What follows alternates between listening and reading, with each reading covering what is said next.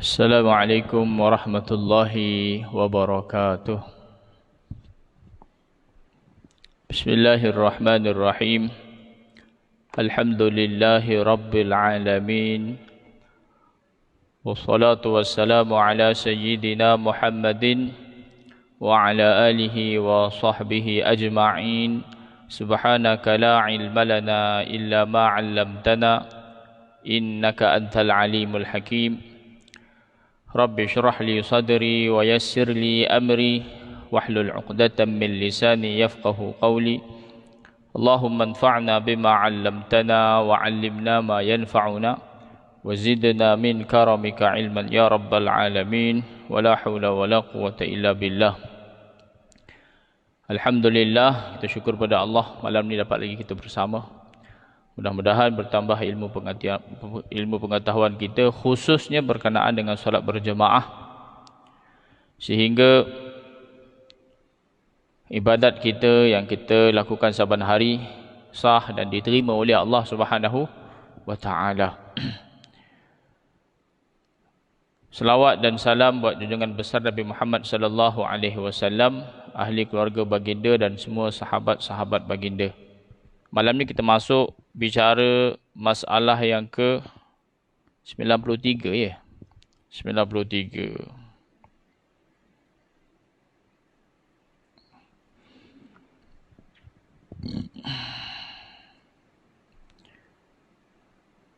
Minggu ke berapa? Minggu ketiga. Minggu ketiga itu tak ada. Kerana hari itu juga sahabat baik saya, kawan seperjuangan mengajar di Madrasah Miftahul Ulum, Ustaz Abdullah Al-Marbuqi, meninggal dunia di Johor. Kemudian semalam hari Ahad pula seorang lagi, Ustaz Wan Nazmi, juga dijemput oleh Allah Subhanahu wa taala kembali di sisinya. Semoga Allah SWT beri keampunan kepada mereka berdua dan rahmati mereka dan tempatkan mereka bersama dengan hamba-hamba Allah yang saleh. Baik. Kata pengarang rahimahullahu taala, wa nafa'na wa iyyakum bi'ulumihi fid darain. Amin. Ila an qala, jika imam niat jadi imam di tengah-tengah sembahyang, hasillah pahala jamaah daripada ketika ia niatnya. Ini tujuan kita sembahyang berjamaah, selain daripada ianya adalah sunnah Nabi sallallahu alaihi wasallam, adalah untuk menghasilkan pahala yang besar. Bila kita sembahyang berjemaah, ganjarannya 27, 25 berbanding dengan kita solat sendiri. Dan kita akan memperolehi pahala berjemaah bila kita niat berjemaah. Makmum perlu niat berjemaah sebelum dia mengikut imam. Bila dia nak ikut imam tu, dia mesti niat berjemaah. Daripada waktu dia niat tu, dia dapat fadilat berjemaah. Imam, dia tak wajib niat berjamaah. Tapi kalau dia tak niat berjamaah, rugilah. Dia tak dapat fadilat berjamaah. Dan imam ni terpulang pada dia nak niat berjamaah di mana. Lebih awal itu lebih bagus. Di tengah-tengah solat baru dia niat berjamaah, baru dia niat menjadi imam. Sah tak sembahyang dia? Sah. Dapat tak pahala berjemaah? Dapat. Tetapi pahala berjemaah tu bermula daripada waktu dia niat. Kalaulah dia niat berjemaah dalam salat maghrib ketika rakaat kedua. Ketika rakaat kedua baru dia niat menjadi imam. Baru dia niat berjemaah. Maka dia daripada awal solat tu dia tak dikira berjemaah. Jemaah dikira daripada masa dia niat, iaitu pada rakaat kedua. Jika imam itu berniat menjadi imam di tengah-tengah sembahyang, diberi pahala jamaah mulai daripada ketika ia berniat menjadi imam. Dan tidak terlibat niatnya itu pada rakaat-rakaat yang terdahulunya. Bila rakaat kedua, baru dia mula niat menjadi imam, baru dia mula niat berjamaah, maka pahala berjamaah bermula daripada waktu dia niat. Adapun rakaat pertama yang dia belum lagi niat berjamaah, ketika dia niat berjamaah, niat menjadi imam pada rakaat kedua tu, dia tak cover rakaat pertama. Solat yang dikerjakan tanpa niat menjadi imam tu, niat dia ketika rakaat kedua baru. Niat dia ketika rakaat kedua tu tak cover rakaat pertama dia. Dia hanya rakaat kedua dan seterusnya. Demikianlah dinakalkan oleh Abul Futuh Al-Ajali di dalam nukatnya, dalam kitabnya atas kitab Al-Wasit daripada Imam Al-Baghawi. Imam Abul Futuh Al-Ajali ni nama dia As'ad bin Mahmud bin Khalaf Al-Asbahani Al-Ajali. Dia salah seorang ulama dalam mazhab Syafi'i. Dia ni hidup sekitar tahun 515 Hijrah sampai 600 Hijrah. Dia pun, kenyataan ini dia nukil daripada Imam Al-Baghawi. Imam Al-Baghawi ni nama dia Abu Muhammad Al-Husain bin Mas'ud bin Muhammad Al-Farra Al-Baghawi Al-Syafi'i. Dia ni hidup pada tahun lebih awal lagi lah, 436 Hijrah sehingga 516 Hijrah. 515 lahirnya Imam Abul Futuh Al-Ajali. Habis masalah yang ke-93. Jadi waktu kita solat berjemaah, kalau kita jadi imam, untuk dapat fadilat berjemaah, niatlah daripada awal. Kalau kita niat di tengah, boleh, tetapi kita tak dapat fadilat berjemaah daripada awal. Fadilat berjemaah hanya dikira dari waktu kita ni niat. Masalah yang seterusnya adalah 94. Masalah 94, makmum tidak wajib mengikut imam jika ia imam tinggal bacaan Fatihah pada rakaat yang pertama. Bila imam tinggal Fatihah, imam rukuk, imam i'tidal, maka tak boleh bagi makmum ikut imam. Sebab rukuk yang dilakukan setelah meninggalkan rukun Fatihah, rukuk tu tak dikira. Jadi kenapa kita nak ikut perbuatan imam yang tak dikira? Imam buat, hukum dia macam tak buat. Kerana tu ulama kata tak boleh makmum ikut imam. Imam tinggal Fatihah, rukuk tak dikira walaupun imam rukuk. I'tidal tak dikira walaupun imam i'tidal. Sujud yang pertama, duduk antara sujud yang kedua, tak dikira walaupun imam buat. Kerana tu makmum tak boleh ikut, tunggu je imam. Nanti kita dengar penerangannya. Kata pengarang, jika imam tinggal bacaan Fatihah pada rakaat yang pertama. Bukan hanya pada rakaat pertama saja. Rakaat kedua ke imam tak baca Fatihah, sama juga. Hukumnya makmum tidak boleh ikut imam. Bahkan salah satu daripada dua perkara makmum perlu buat, sama ada niat mufaraqah daripada imam ataupun tunggu imam dalam keadaan berdiri sehingga imam lakukan rukun yang ditinggalkan, iaitu baca surah Fatihah. Jika imam tinggal bacaan Fatihah pada rakaat yang pertama. Biasanya kita tahu imam tinggal Fatihah ni bila solat tu adalah solat jihri lah. Maghrib, isyak dan juga subuh. Kalau zuhur, asar, kita tak dengar bacaan imam, jadi kita pun tak tahu imam baca Fatihah ke tidak. Bila imam rukuk, kita ikutlah rukuk. Semayang zuhur, asar, sebab kita tak dengar baca imam, maka kita tak tahu imam baca atau tidak. Ghalibnya bacalah, maka kita ikut. Adapun pada semayang maghrib, isyak, subuh, bacaannya dikuatkan. Imam tak baca. Imam terus baca surah lazim. Bismillahirrahmanirrahim. Qul huwallahu ahad. Imam ni Kenapa terus baca Fatihah? Qul huwallah ni mana Fatihah ya? Habis walam yakul lahu kufuwan ahad. Allahu akbar. Imam rukuk. Tak baca Fatihah. Makmum tak boleh ikut.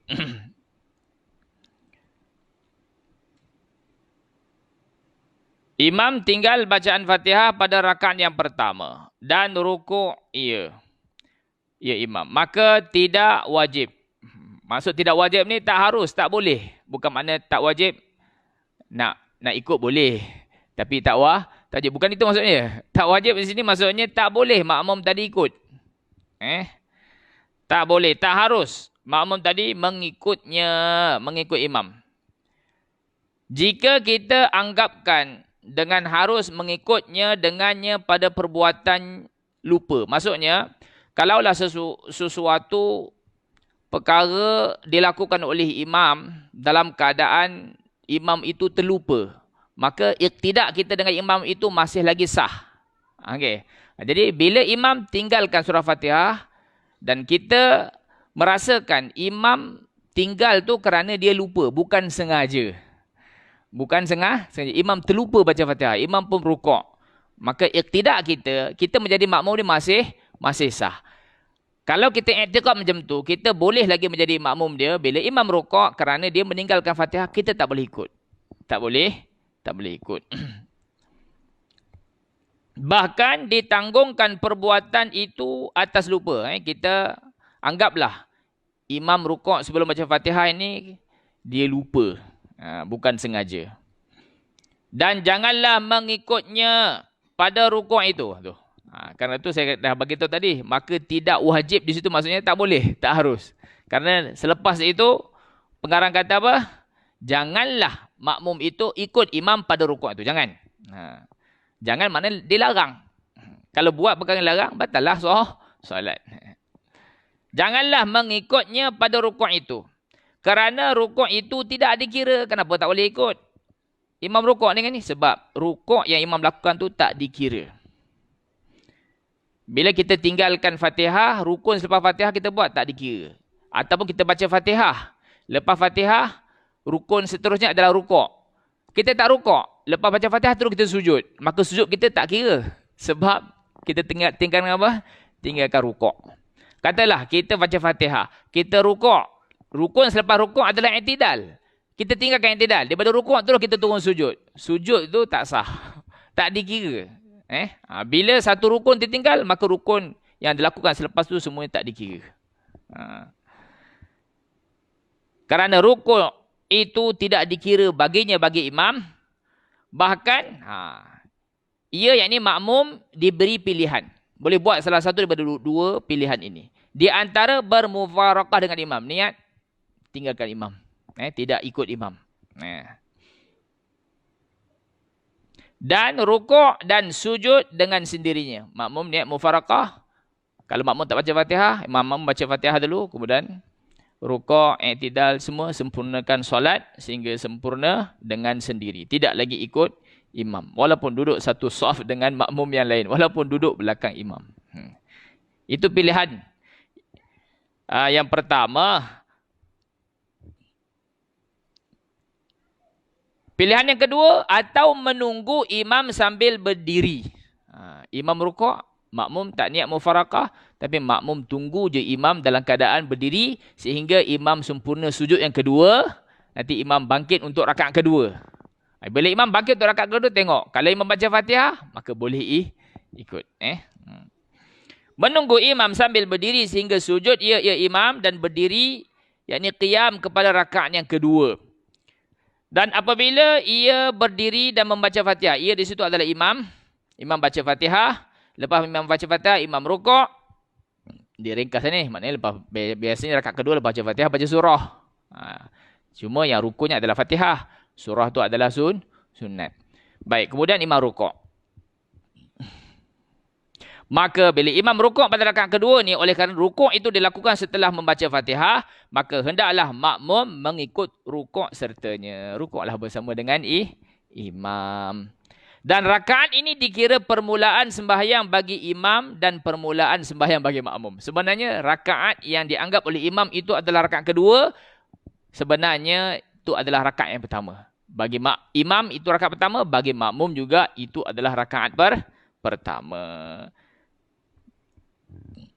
Dan apa yang telah dikerjakan oleh imam itu tidak diambil kira dengannya. Tak kira. Sebab dilakukan dalam keadaan ada meninggalkan rukun.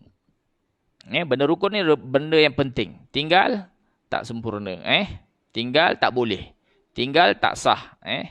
Tinggal tak dikira. Sehinggalah dilakukan apa yang telah ditinggalkan itu. Dan apabila sembahyang oleh imam pada ini rakaat dan duduk ia kerana membaca tasyahud. Rakaat kedua baru makmum ikut imam. Turun rukuk, i'tidal, sujud. Maka pada rakaat kedua ini imam, oleh kerana dia anggap itu adalah rakaat kedua, dia akan duduk tahiyat awal. Duduk ia imam kerana membaca tasyahud awal. Mengikut anggapannya, i'tiqadnya, anggapan imam. Maka makmum itu janganlah mengikutnya rakaat pertama mana ada tahiyat awal. Tapi imam duduk kat tahiyat awal sebab dia anggap itu adalah rakaat kedua. Maka bila imam duduk tahiyat, makmum tak boleh duduk tahiyat. Makmum kena terus berdiri. Tunggu imam dalam keadaan berdiri. Tak boleh tunggu imam dalam keadaan duduk. Sebab duduk pada rakaat pertama ni lepas sujud yang kedua adalah duduk istirahah. Duduk istirahah kejap ya. Duduk sekadar tomakninah bangkit. Jadi nak tunggu imam baca tahiyat awal ni panjang, tak boleh tunggu dia dalam keadaan duduk. Imam duduk tahiyat, makmum terus berdiri, tunggu imam dalam keadaan berdiri. Bahkan hendaklah ia, yakni makmum, bangun qiyam dan menunggunya, yakni menunggu imam dalam keadaan berdiri, dalam keadaan qiyam. Baik, bila ditunggu imam dalam keadaan berdiri, kata pengarang, dan janganlah membaca ia makmum. Jangan baca Fatihah. Tunggu je. Bila nak start baca Fatihah, nanti bila imam dah selesai baca tahiyat awal, imam bangkit rakaat. Seterusnya, bila imam dah bangkit, masa tu barulah baca Fatihah. Selama imam masih duduk, janganlah makmum tadi membaca Fatihah. Dan jika ia membaca juga, lama sangat tunggu imam baca tahiyat. Makmum bangun, tunggu imam dalam berdiri, sambil tunggu dia baca Fatihah. Bismillahirrahmanirrahim. Alhamdulillah hingga akhir. Maka tidak dikira bacaannya. Baca tu macam tak baca lah. Jadi bila imam bangkit nanti, dia kena ulang balik bacaan Fatihahnya. Yang dikatakan, kalaulah makmum baca juga Fatihah sambil menunggu imam dalam keadaan berdiri pada rakaat kedua, di bacaan tu tak dikira. Ini adalah mengikut salah satu daripada dua pendapat. Mana di sana ada dua pendapat. Pendapat yang dipilih oleh pengarang kitab ni, tak boleh baca, kena tunggu. Bila nak baca, bila imam dah qiyam baru baca. Pendapat kedua mengatakan boleh baca. Jadi mengikut pendapat yang mengatakan tak boleh baca, bila dia baca juga, bacaan tu tak dikira. Bacaan tu tak dikira. Maknanya dia kena ulang balik. Dan apabila selesai imam daripada tasyahud, kemudian bangun ia imam dan membaca, barulah makmum membaca bersamanya. Bila waktu makmum boleh baca Fatihah? Bila imam dah bangun pada rakaat yang seterusnya, imam dah baca Fatihah, maka barulah makmum boleh baca Fatihah. Dan apabila bangun, yakni qiyam imam kepada rakaat yang ketiga. Sekarang ni rakaat ketiga lah bagi imam. Tapi sebenarnya baru 2 rakaat. Apabila bangun imam kepada rakaat yang ketiga pada anggapannya, yakni anggapan imam, maka tidak boleh makmum membaca tasyahud awal baginya. Baik. Rakaat kedua. Imam itu adalah rakaat pertama makmum. Rakaat pertama makmum itu sebenarnya rakaat pertama bagi imam. Tapi oleh kerana imam anggap itu adalah rakaat kedua, maka dia duduk tahiyat. Dia duduk tahiyat. Baik, rakaat ketiga imam itu sebenarnya baru rakaat kedua. Rakaat ketiga imam tidak ada tahiyat. Imam akan terus bangkit. Sebenarnya itu adalah rakaat kedua. Rakaat kedua ada tahiyat. Jadi bila imam terus bangkit, imam tak duduk tahiyat, makmum boleh ke duduk tahiyat? Tak boleh. Bila imam bangkit terus rakaat ketiga, maka makmum juga kena tinggalkan duduk tahiyat awal, dia terus bangkit ikut imam. Sebab apa? Bangkit ikut imam tu adalah rukun, sementara tahiyat awal adalah sunat. Antara rukun dengan sunat kita kena utamakan yang rukun. Maka tidak boleh makmum membaca tasyahud awal baginya, dan jika ia duduk membaca juga. Imam berdiri rakaat ketiga. Makmum dia kata ni baru 2 rakaat. Dia pun duduk tahiyat duduk tahiyat dan baca tahiyat. Kalau dia baca juga padahal imam sekarang ni berdiri, nescaya batallah sembahyangnya. Batal. Kalaulah dia nak buat tahiyat juga, lebih baik dia niat mufarakah. Bila dia niat mufarakah, dia sempurnakan sembahyang dia sendiri, ikut tertib sembahyang dia sendiri sebagaimana yang dia i'tiqad. Tapi kalau dia masih nak dapat pahala berjamaah, nak ikut imam, jadi bila imam bangkit pada rakaat ketiga, dia tak boleh duduk tahiyat awal, dia kena terus ikut imam bangkit. Dan jika imam bangun meneruskan sembahyangnya pada rakaat yang keempat, pada anggapannya, imam anggap itu rakaat keempat, padahal baru rakaat ketiga. Dan duduk ia membaca tasyahud akhir. Rakaat keempat, tasyahud akhir. Maka tidak boleh bagi makmum itu mengikutnya pada tasyahud akhir. Tak boleh. Rakaat ketiga mana ada tahiyat awal? Mana ada tasyahud? Tak ada. Tasyahud akhir tak ada. Tasyahud akhir pada rakaat sembahyang yang 4 rakaat adalah pada rakaat keempat. Tapi imam anggap itu dah rakaat keempat. Maka imam duduk tahiyat akhir. Makmum tak boleh duduk tahiyat akhir. Imam duduk tahiyat akhir, makmum kena berdiri, tunggu imam dalam keadaan berdiri. Tak boleh. Tidak boleh, tidak harus bagi makmum mengikut imam pada tasyahud ini. Bahkan hendaklah ia, yakni makmum itu bangun dan menunggu imam dalam keadaan berdiri. Okey, bila dia tunggu imam dalam keadaan berdiri, jika ia kehendaki, dia boleh tunggu imam lah.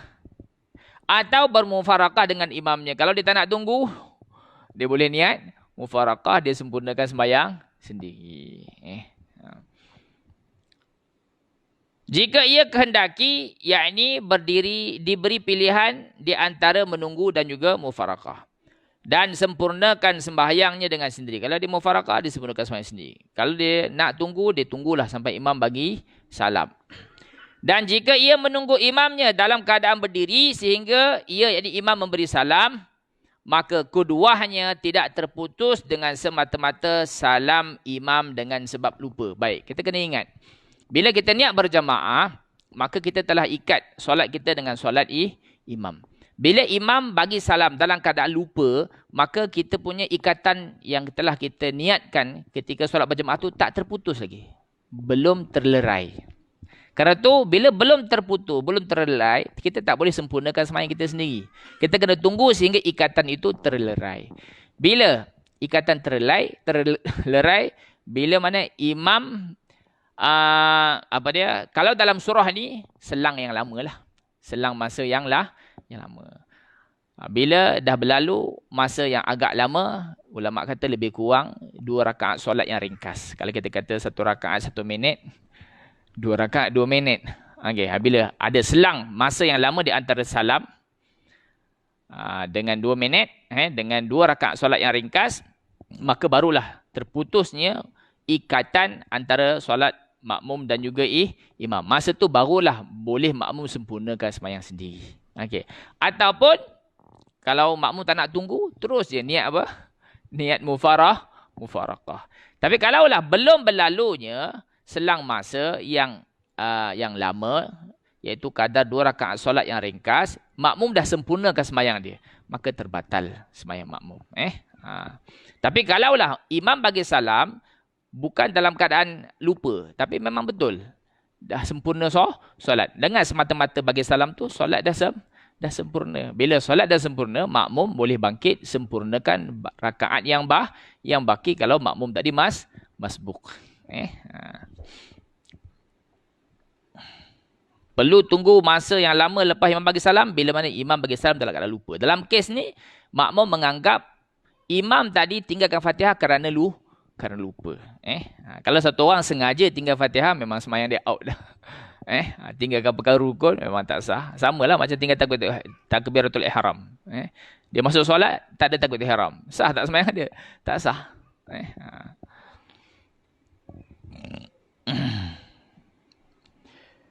Baik. Dan jika imam bangun meneruskan tadi hilang lah. Bahkan hendaklah lama selangnya selepas salam imamnya, baru boleh makmum sempurnakan baki solatnya. Dan jika rukuk dan i'tidal ia makmum selepas salam imamnya sebelum lama selangnya, serta mengetahui ia makmum bahawa salam imamnya itu adalah dengan lupa, nescaya batallah sembahyangnya. Sebelum selang lama, makmum dah sempurnakan sembahyang sendiri, sembahyang makmum batal. Tetapi jika syak ia makmum, makmum pun syak. Imam ni dia sembahyang, dia bagi salam dengan sebab lupa ataupun bukan dengan sebab lupa, dengan sebab sengaja. Dia syak. Imam tinggal Fatihah ni kerana lupa ataupun dia baca Fatihah dalam keadaan perlahan, kita tak dengar. Hukum menguatkan bacaan pada 3 waktu ini bukan wajib, dia adalah sunat. Yang wajib adalah baca. Menguatkan bacaan bagi imam pada 3 waktu ini ketika solat berjamaah adalah sunat. Jadi dia syak, imam baca ke ataupun imam tak baca ni, tak dengar pun Fatihah imam. Jadi kalaulah keadaan makmum tu syak, ataupun makmum sempurnakan sembahyang dia selepas dah berlalu selang masa yang lama di antara salam imam tu, nescaya terputuslah kuduhannya. Bila dia syak tentang imam tu, ataupun dah selang lama baru disempurnakan baki sembahyangnya, kuduah antara makmum dengan imam dah terputus. Ini bila disempurnakan sembahyang dia setelah kuduah dia dengan imam dah terputus, sembahyangnya sah. Dan bila setelah berlalunya selang lama, makmum sempurnakanlah sembahyang dia sendiri. Bila macam tu, batallah sembahyang itu. Sembahyang siapa? Sembahyang imam. Sebab apa? Imam solat dalam keadaan rakaat pertama dia tak baca surah Fatihah. Jadi sembahyang imam batal.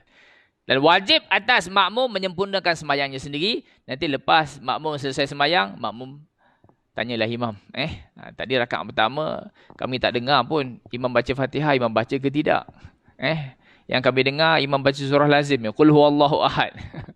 Imam kata ya ke? Padahal masa dah berlalu lama. Jadi solat imam dah batal, imam kena ulang balik solat tersebut. Habis. Itulah dia masalah yang ke-94. Masalah seterusnya 95, makmum mendapati imam pada sujud kemudian imam berhadas.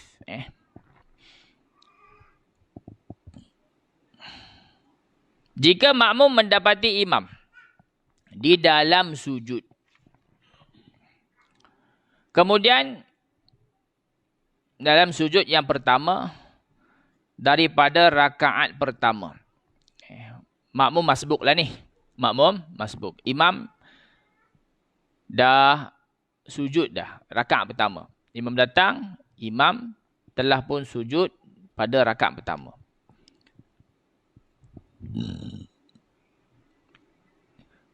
Bila imam dalam keadaan sujud yang pertama daripada rakaat pertama, makmum yang baru masuk ni, apa perlu dia buat? Dia angkat takbir, kemudian terus dia turun sujud. Terus dia kena turun apa? Turun sujud bersama imam. Tak perlu dia rukuk dulu, tak perlu dia i'tidal dulu, tak perlu. Angkat takbir, terus lakukan apa rukun yang sedang dilakukan oleh imam sekarang. Sekarang ni imam tengah sujud yang pertama, maka makmum lepas takbiratul ihram terus turun sujud bersama dengan imam sujud yang pertama. Baik. Di dalam sujud pertama daripada rakaat pertama ataupun lainnya. Tak kira lah. Yang penting imam sedang sujud yang pertama. Dalam rakaat pertama ke, dalam rakaat kedua ke, dalam rakaat ketiga ke. Tapi itu adalah sujud yang pertama. Makmum lepas takbiratul ihram terus ikut imam sujud. Maka sujud ia serta imamnya. Kemudian imam berhadas. Nak buat cerita. Lepas makmum dapat sujud bersama imam, sujud yang pertama, imam pun berhadas. Terkentut misalnya lah. Bila imam berhadas, imam akan keluar lah daripada solat dia. Tinggalkan makmum. Tinggalkan makmum. Dia punya masalahnya, maka adakah makmum itu wajib? Maksud wajib di sini perlu. Apakah makmum itu perlu sujud yang kedua ataupun tidaknya? Imam sujud yang pertama, kemudian imam batal. Makmum dah kena sujud pertama tu, imam pun keluar. Dia ni nak sujud yang kedua ke ataupun terus bangkit? Terus bangkit. Sebab apa? Isu ni ditimbulkan kerana makmum tadi tak dapat rakaat pun. Dengan dia sujud bersama imam, dia tak dapat rakaat tu. Makmum akan dapat rakaat bila dia dapat rukuk bersama imam. Tak dapat rukuk dengan imam, tak dapat rakaat. Jadi perlu ke dia sujud yang kedua setelah imam batal? Untuk menjawabnya, kata pengarang, pada masalah ini ada dua pendapat. Yang lebih asah di antara dua pendapat ni, ialah tidak wajib. Ini tak perlu sujud yang kedua. Makmum tak perlu sujud yang kedua. Nak sujud yang kedua buat apa? Sebab kalau dia sujud yang kedua pun, rakaat tu tak dikira bagi dia. Bila imam batal, imam keluar, dia terus bangkit, qiyam, baca Fatihah, kemudian rukuk, i'tidal, sujud. Disempurnakan sembahyang dia sendiri. Ini pendapat yang kuat lah. Tak perlu sujud yang kedua, bahkan terus bangun. Sempurnakan sembahyang sendiri. Dan jika makmum mendapati imam di dalam sujud yang kedua. Tadi makmum dapat sujud bersama imam sujud yang pertama. Lepas dia dapat sujud, imam pun batal. Maka tak perlu dia sujud yang kedua, bahkan dia terus bangkit. Sempurnakan sembahyang sendiri. Masalah kedua ni pula, dia masbuk, dia dapati imam ketika dia masuk solat tadi, imam sedang sujud yang kedua. Imam sedang sujud yang kedua. Apa boleh buat? Dia pun angkat dia takbiratul ihram, dia kemudian terus dia turun sujud bersama imam sujud yang kedua. Lepas dia sujud yang kedua bersama imam, imam punya solat batal. Imam pun keluar. Dia baru sujud sekali. Iaitu sujud yang kedua bagi imam. Bila imam batal, imam keluar, apakah perlu dia sujud sekali lagi? Sujud yang pertama. Itu dia punya isu yang dibangkitkan oleh pengarang kitab ni. Jika makmum mendapati imam dalam sujud yang kedua, maka tidaklah wajib, tidaklah perlu ia mengulangi sujud yang pertama. Tak perlu. Imam batal, imam keluar, makmum terus bangkit, sempurnakan sembahyang sendiri. Dia hanya sujud sekali je. Demikian mengikut pendapat Al-Imrani. Dan kata Qil. Baik, kalau kita tengok dalam kitab Al-Qawlut Tam ni, versi Arab ni, dia kata Alamah Imrani ni, yang dibagi tahu tadi itu bukan pendapat Imrani, itu adalah pendapat Ibnul Imad, pengarang kitab Al-Qawlut Tam, pendapat dia.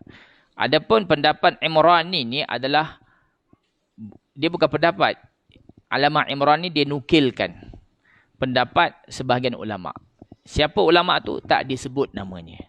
Dia kata Al-Imrani berkata, dan kata Qil. Kata Qil maksudnya ada setengah ulama mengatakan wajib diulanginya kerana bahawasanya dua sajadah itu, yang dua sujud itu seperti satu rukun sahaja. Bila dia masuk solat, dia dapati imam sedang sujud yang kedua, maka dia takbiratul ihram, dia terus sujud bersama imam. Itu sujud yang kedua bagi imam. Kemudian bila imam batal imam keluar, dia kena duduk antara sujud, sujud lagi sekali. Dia kena sujud dua kali. Walaupun rakaat itu tak dikira bagi dia. Sebab apa? Sujud ini, dua sujud tu dianggap satu rukun. Dia kata. Kerana bahawasanya dua sujud itu seperti satu rukun sahaja. Apa bukti dua sujud setiap solat itu adalah seperti satu rukun? Dalilnya adalah kerana dengan sebab inilah bahawa duduk di antara dua sujud itu termasuk rukun yang pendek. Sujud rukun panjang sama ada yang pertama ataupun sujud yang kedua pada setiap rakaat itu adalah rukun panjang. Dua sujud ni dipisahkan oleh duduk antara dua sujud. Dan duduk antara dua sujud ni rukun juga, tapi rukun pendek. Jadi dia dipisahkan oleh duduk antara sujud, dan duduk antara dua sujud adalah rukun pendek. Kerana tu dia kata dua sujud ni macam satu rukun. Bila buat satu rukun, biarlah buat dengan sempurna. Buat sujud biar buat dengan sempurna. Iaitu sujud ni mesti ada dua. Jadi bila dia sujud yang kedua bersama imam, tiba-tiba imam punya solat batal, imam keluar, dia bangkit duduk antara sujud dan sujud yang kedua, kemudian barulah dia bangkit sempurnakan sembahyang dia sendiri.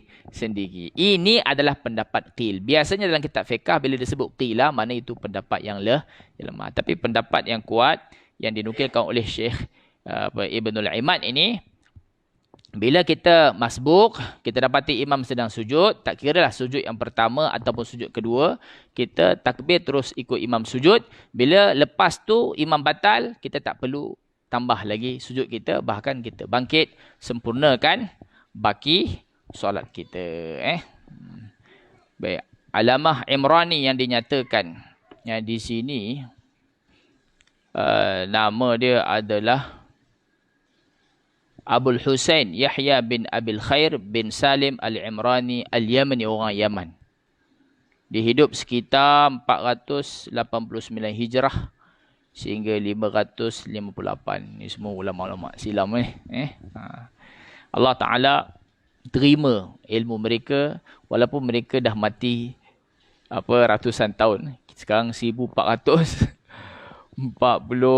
dah. Dekat 1000 tahun ditinggalkan kita. Oleh kerana Allah terima ilmu mereka ni sehingga hari ini orang duk baca kitabnya dan amalkan ajaran dia. Selama amalan ilmunya dibaca dan diamalkan, dia yang berada di alam barzakh berterusan mendapat pahala. Tu kerana tu dalam hadis Nabi pernah bersabda, idza mata banu Adam, bila mati manusia ni, inqata'a anhu amaluh, amalan dia terputus. Dah tak ada solat, dah tak ada puasa, tak ada zakat, tak ada haji, tak ada. Sebab apa? Bila dia mati, dia dah tak buat amal. Jadi, amal yang masa dia hidup dia buat, bila dia mati, amal tu dah terputus. Dah tak boleh nak buat. Dah tak ada pahala dia. Kecuali 3. Sedekatin jariyah. Sedekah jariyah. Dia ada wakaf. Quran ke, buku ke. Wakaf tanah untuk buat tempat pengajian ilmu agama ke. Untuk buat masjid surau ke.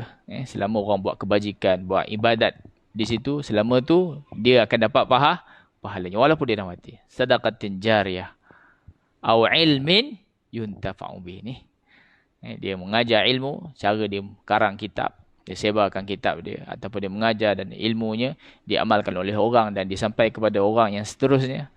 Walaupun ulama tu mati, ilmu dia diamalkan, maka dia tetap dapat pahalanya. Atau waladin salih yad'ulah. Dia mati meninggalkan anak yang soleh, yang anak ni mengenang jasa mak ayah dia, lalu memohon keampunan, rahmat untuk mak ayah dia. Walaupun mak ayah dia mati, mak ayah dia tetap dapat pahalanya. Semoga Allah Ta'ala terima kita, terima ilmu kita, sehingga Allah bagi taufik pada kita untuk amal dan sampaikan kepada orang lain. Walaupun kita mati, insya-Allah kita akan tetap dapat ganjarannya sampai hari kiamat. Saya ingat cukup setakat ni, dah masuk waktu isyak. Apa yang baik tu daripada Allah Ta'ala, yang tak baik itu adalah daripada kelemahan diri saya sendiri. Saya mohon ampun dan maaf. Kita sudahi majlis kita pada malam ni dengan tasbih kafarah. Subhanakallahumma wa bihamdika asyhadu an la ilaha illa anta astaghfiruka wa atubu ilaika billahi taufiq hidayah. Wassalamualaikum warahmatullahi wabarakatuh.